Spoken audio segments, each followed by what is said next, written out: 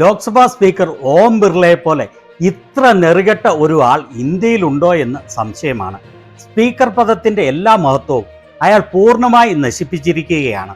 പ്രതിപക്ഷ നേതാവ് രാഹുൽ ഗാന്ധിയെ പാർലമെന്റിൽ പ്രസിഡന്റിന്റെ നന്ദിപ്രമേയ ചർച്ചയിൽ സംസാരിക്കാൻ സ്പീക്കർ അനുവദിച്ചില്ല. ഇതിനെ തുടർന്ന് രാഹുൽ ഗാന്ധിയും മറ്റ് പ്രതിപക്ഷ മെമ്പർമാരും സ്പീക്കറുടെ ഓഫീസിലെത്തി നേരിട്ട് സംസാരിച്ചു. അതിനെ തുടർന്ന് രാഹുൽ ഗാന്ധിക്ക് സംസാരിക്കാനുള്ള അവസരം നൽകാമെന്ന് സ്പീക്കർ ഉറപ്പു നൽകി.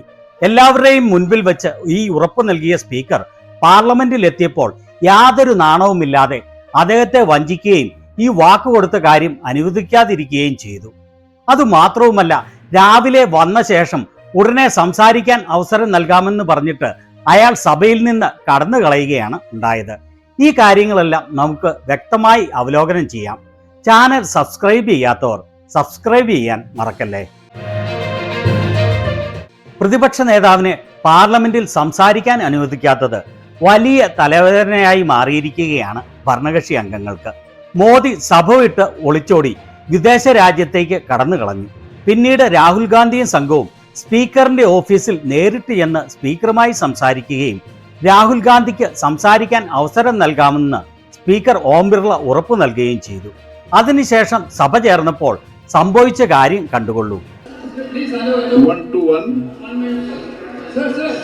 प्रश्नकाल के बाद Shri मलयारासन D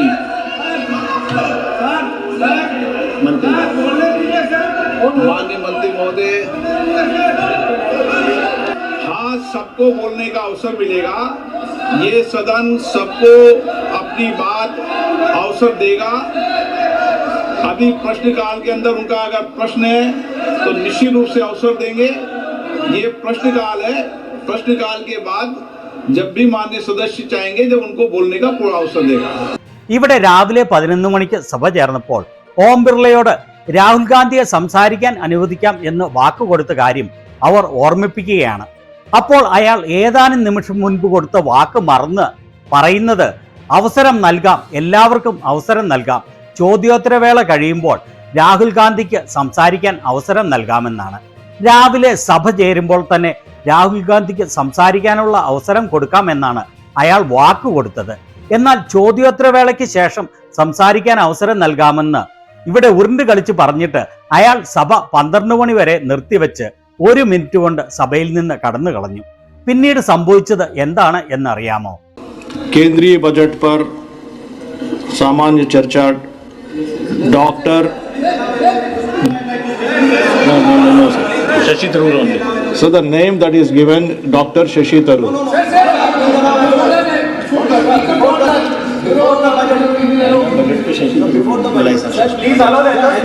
No, it is on budget. Dr. Shashi Tharoor. Speaker said that I will be allowed to speak before the budget discussion. Please follow the. We'll get it clarified. The name that is given. सभा की कार्यवाही 2 बजे तक स्थगित की जाती है. 12 മണിക്ക് വീണ്ടും സഭ ചേർന്നപ്പോൾ അയാൾ എത്തിയില്ല. പകരം പറഞ്ഞു വിട്ടത് കൃഷ്ണപ്രസാദിനെയാണ്. അയാൾ വന്ന ശേഷം വിചിത്രം എന്ന് പറയട്ടെ, ബജറ്റിന്മേൽ സംസാരിക്കാൻ കോൺഗ്രസ് MP ശശി തരൂരിനെ ക്ഷണിക്കുകയാണ്.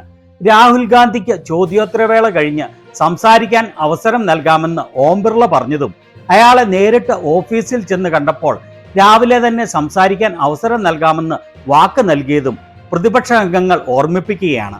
അപ്പോൾ പറയുന്നത് ഇയാൾക്ക് ലഭിച്ച പേര് ശശി തരൂരിൻ്റെതാണ് എന്നാണ്. അതിനാൽ ബഡ്ജറ്റിനെ കുറിച്ച് സംസാരിക്കാൻ ശശി തരൂരിനെ ക്ഷണിക്കുകയാണ് എന്ന്. അത് അവർക്ക് അറിയില്ല, അത് പിന്നീട് ക്ലാരിഫൈ ചെയ്യാമെന്ന് പറയുകയാണ്. പ്രതിപക്ഷം ഈ കൊടുംചതിയുടെ കാര്യം വീണ്ടും ഓർമ്മിപ്പിച്ചു.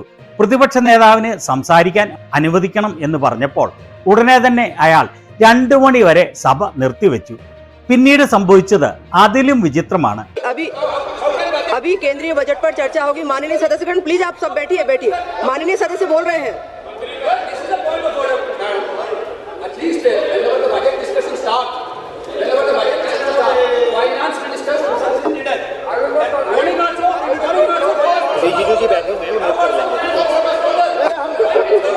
माननीय सदस्य आप बैठिए. माननीय मंत्री जी बैठे हुए हैं, वो सारे नोट कर लेंगे. प्लीज बैठिए. प्लीज आप लोग सब बजट पर चर्चा करिए. चलिए बता दीजिए। आ चुकी माननीय मंत्री जी आ चुकी है।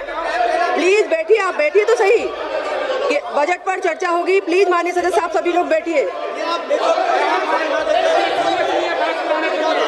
माननीय मंत्री जी आ चुकी हैं, वित्त मंत्री जी बैठी हुई हैं।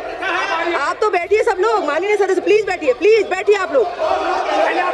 आप बजट पर चर्चा नहीं चाहते क्या? हम चाहते हैं। तो प्लीज बैठिए ना, चर्चा करिए।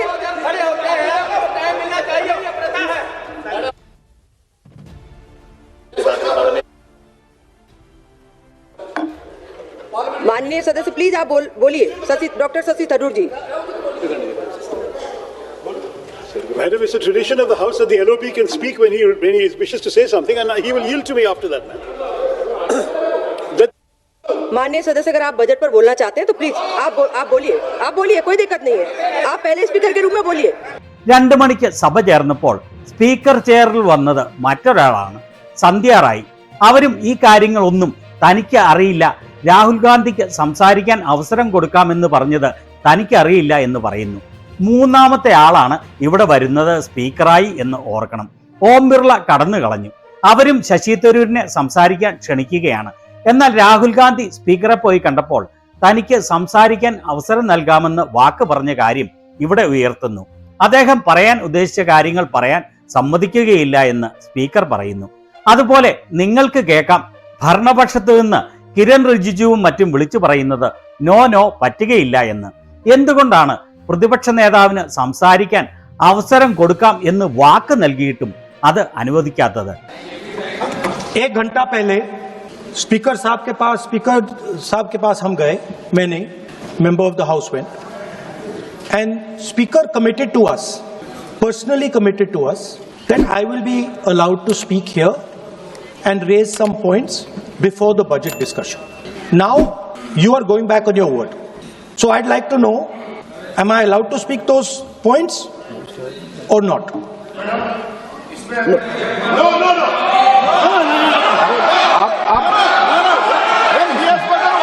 माननीय सदस्य प्लीज ना बोलो।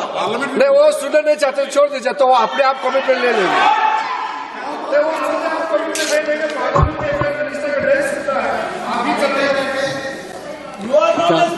माननीय सदस्य, मेरे पास आपका कोई नोटिस नहीं आया है और मुझे नहीं मालूम कि आपका क्या विषय है। എന്തുകൊണ്ടാണ് ഭരണകക്ഷി അംഗങ്ങൾ നോ എന്ന് പറഞ്ഞ് ഭയപ്പെട്ട് വെപ്രാളപ്പെടുന്നത്? ഇവിടെ ശശി തരൂരും പറയുന്നുണ്ട് പ്രതിപക്ഷ നേതാവിനെ സംസാരിക്കാൻ അനുവദിക്കണമെന്ന്. അത് സഭയുടെ പാരമ്പര്യമാണ് എന്ന്. Madam, it is a tradition of Parliament that just as you were prepared to give the माननीय मंत्री जी कुछ बोलना चाहते हैं? माननीय എന്നാൽ അവർക്ക് ശശി തരൂർ സംസാരിക്കണം. പാർലമെന്ററി കാര്യമന്ത്രി പെരുന്നുണയൻ കിരൺ റിജിജു താനും ഉണ്ടായിരുന്നു സ്പീക്കറെ കണ്ടപ്പോൾ അങ്ങനെയല്ല പറഞ്ഞത് എന്ന് പറഞ്ഞ് ന്യായീകരിക്കുകയാണ്. राहुल गांधी जी ने कहा स्पीकर के चैम्बर में वेणुगोपाल जी थे, मैं भी ज्वाइन किया और हम लोग बातचीत किए। मैं इस चीज का पुष्टि करना चाहता हूं कि स्पीकर साहब ने पहल किया था कि अगर सब मान जाए तो सदन चलना चाहिए, और वेणुगोपाल जी की ओर से भी कहा गया है कि हम अपने लीडर ऑफ ऑपोजिशन से कुछ बुलवाना चाहते हैं। लेकिन उससे पहले हमने ये बात तय किया कि अगर क्या विषय में आप बात करेंगे, अगर स्पीकर के ऊपर एलिगेशन लगाएंगे तो स्पीकर का भी जवाब होगा। ये सारा चीज तय करके ही हम आपको परमिशन देंगे, स्पीकर ने ये कहा। അവസാനം വീണ്ടും 3ാം പ്രാവശ്യവും സഭ ആ ദിവസത്തേക്ക് നിർത്തിവെച്ച് പിരിയുകയാണ് ഉണ്ടായത്. माननीय सदस्य बोलना चाहते हैं डॉक्टर शशि थरूर जी? नहीं, आप सब लोग चर्चा चाहते ही नहीं है केंद्रीय बजट पर। सभा की कार्यवाही कल मंगलवार दिनांक 10 फरवरी 2026 को प्रातः 11 बजे तक के लिए स्थगित की जाती है.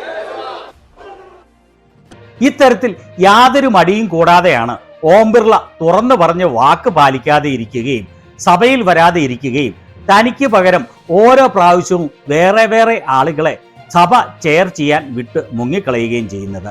ഇത്തരത്തിലുള്ള ഒരു സ്പീക്കർ ഇന്ത്യയുടെ ചരിത്രത്തിൽ ഉണ്ടായിട്ടില്ല. പലപ്പോഴും സ്പീക്കർമാർ ഭരണകക്ഷിയോട് അല്പം അനുഭാവം കൂടുതൽ കാണിക്കുന്നവരാണ്. എന്നാൽ ഇതുപോലെ 100% ഭരണകക്ഷിക്ക് വേണ്ടി മാത്രം സംസാരിക്കുന്ന ഒരു വാട്സാപ്പ് സ്പീക്കർ രാജ്യത്തിന് വലിയ അപജയമാണ് ഉണ്ടാക്കുന്നത്. രാഹുൽ ഗാന്ധിക്ക് സംസാരിക്കാൻ അവസരം കൊടുക്കാം എന്ന് നേരിട്ട് വാക്ക് നൽകിയിട്ട് ആ വാക്ക് പാലിക്കാതെ സഭയിൽ നിന്ന് കടന്നു കളയുകയും നിരന്തരം സഭ പിരിച്ചുവിടുകയും ചെയ്യുന്ന സ്പീക്കർ ഓം ബിർളയെക്കുറിച്ച് നിങ്ങളുടെ അഭിപ്രായം എന്താണ്?